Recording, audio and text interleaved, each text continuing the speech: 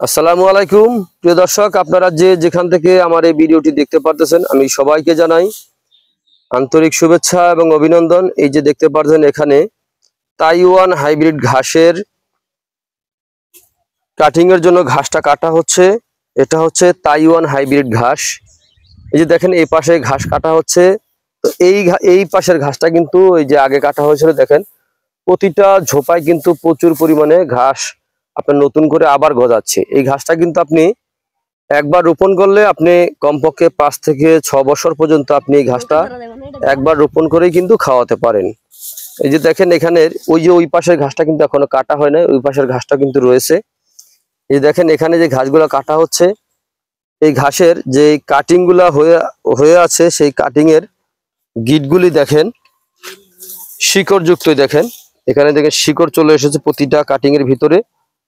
এই যে দেখেন এখানে শিকড় যুক্ত কাটিং, আর কাটিং এর ভিতরে আপনার প্রতিটা গিটের ভিতরে যে দেখেন অঙ্কুর, এই অঙ্কুর থেকে আপনার নতুন করে চারা গজাবে। আর এই যে শিকড়, এই শিকড়ের মাধ্যমে কিন্তু আপনার মাটিকে কামড়িয়ে ধরবে। এই দেখেন যে পুরাতন শিকড়ের পাশাপাশি কিন্তু নতুন শিকড় কিন্তু আবার চলে এসেছে, দেখতে পারতেছেন।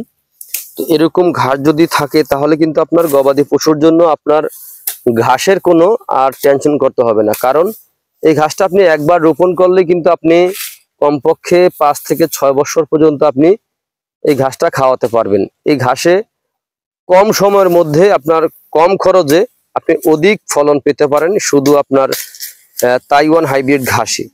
তাইওয়ান হাইব্রিড ঘাস খুব সহজে আপনি গবাদি পশুকে খাওয়াতে পারেন। যেমন যাদের আপনার মেশিন রয়েছে তারা দেখা যাচ্ছে আপনি এতটুকু বড় করতে পারেন, দেখা যায় তখনই বড় করলে আপনার এই গিট সহ কিন্তু আপনার খাবে, যদি মেশিনের দ্বারাই আপনি প্রসেসিং করতে পারেন এই গিট সহ আপনার খেয়ে ফেলবে।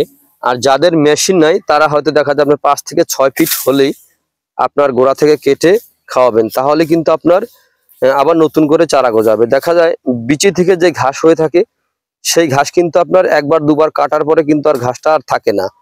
আর এই তাইওয়ান হাইব্রিড ঘাস মানে কাটিং এর যে ঘাস, এই ঘাস কিন্তু আপনার একবার রোপণ করলে আপনার কমপক্ষে 5 থেকে 6 বছর পর্যন্ত আপনি খাওয়াতে পারেন। যেমন ওই যে দেখেন ওই পাশে ঘাসটা কিন্তু কাটার পরে দেখেন আবার নতুন করে চারা গজাচ্ছে।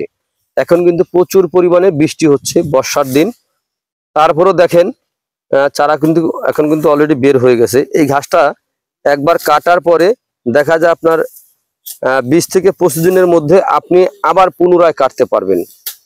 এরকম ঘাসের যদি আপনারা চাষ করতে চান তাহলে আপনার প্রয়োজন পরিপক্ক কাটিং এর। তো পরিপক্ক কাটিংটা আপনি কোথায় পাবেন? পরিপক্ক কাটিং এর জন্য অবশ্যই আমার স্ক্রিনে দেওয়া নাম্বারে যোগাযোগ করবেন।